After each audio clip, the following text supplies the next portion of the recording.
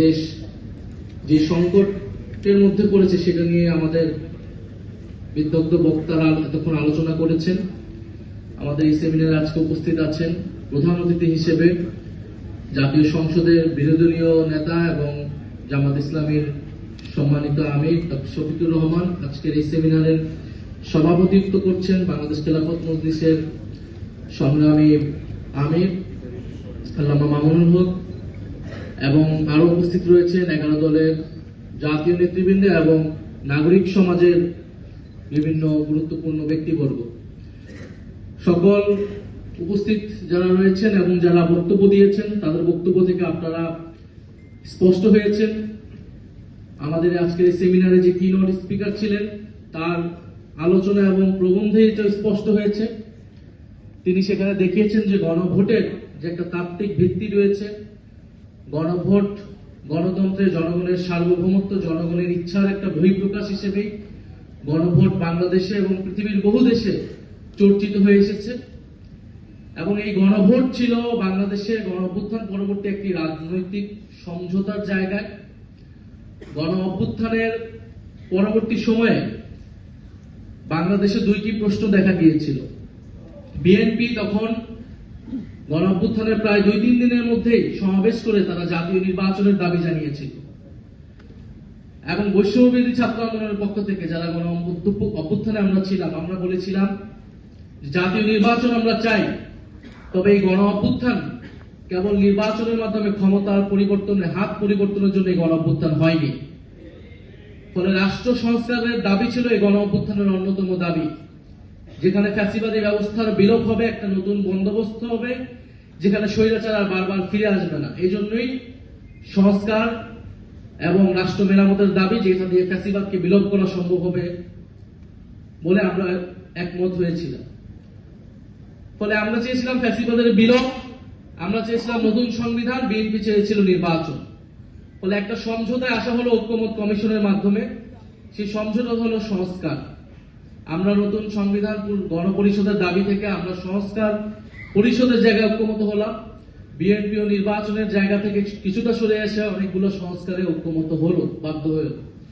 সেই জায়গা থেকেই গণভোট হলো।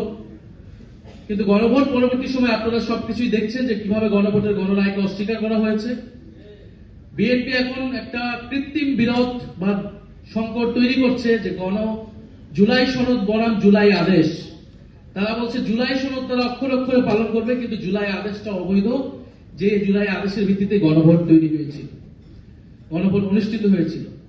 ফলে তারা একটা বিরোধিতা তৈরি করছে, কারণ তারা জুলাই সনদকে তারা তাদের নিজেদের দলীয় ইস্তিহারে পরিণত করেছে এবং এই সংকট তৈরি করেছিল বলে গণভোট, তখন গণভোটের প্রস্তাব এসেছিল এবং গণভোটের মাধ্যমে এটাও বলা হয়েছিল যে সংবিধান সংস্কার পরিষদ করা হবে, কারণ এই যে মৌলিক সংস্কারগুলো এগুলো সংবিধান সংশোধনের মাধ্যমে সম্ভব নয়।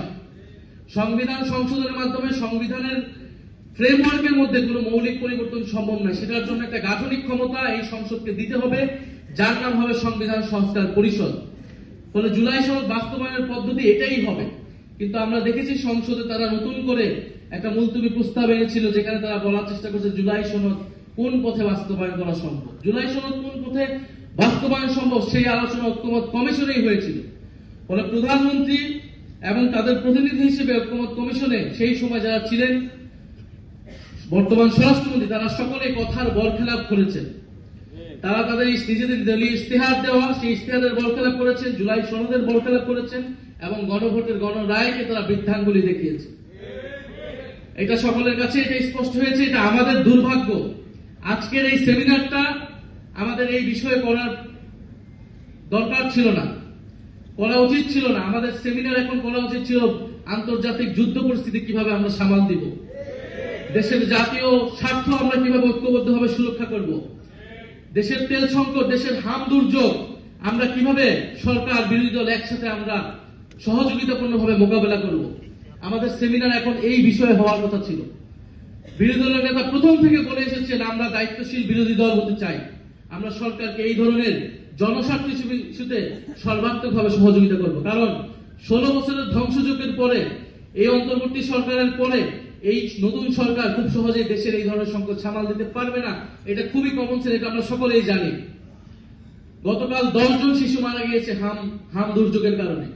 সারা দেশে হাহাকার, আইসিইউ পাচ্ছে না সাধারণ মানুষ, এবং তেল সংকটের কথা আপনারা সকলেই জানেন। কিন্তু আমাদের দুর্ভাগ্য, গত 16 বছর যে রাষ্ট্র সংস্কারের কথা আমরা বলেছি, লড়াই আমরা করেছি, অন্তর্বর্তী সরকারের গত 1.5 বছরে যেই জিনিসটা আমরা আলাপ করেছি, এখন আমাদেরকে ঠিক সেই বিষয় নিয়ে কথা বলতে হচ্ছে, সেই বিষয় নিয়ে আলাপ করতে হচ্ছে, সেই বিষয় নিয়ে আবারও আন্দোলনের প্রস্তুতি নিতে হচ্ছে। এবং জাতিকে এই দুর্যোগে টেনে এনেছে বিএনপি, ফলে বিএনপিকে এর দায়ভার এবং এর পরিণতি ভোগ করতে হবে, এবং এর পরিণতি খুব সহজ হবে না।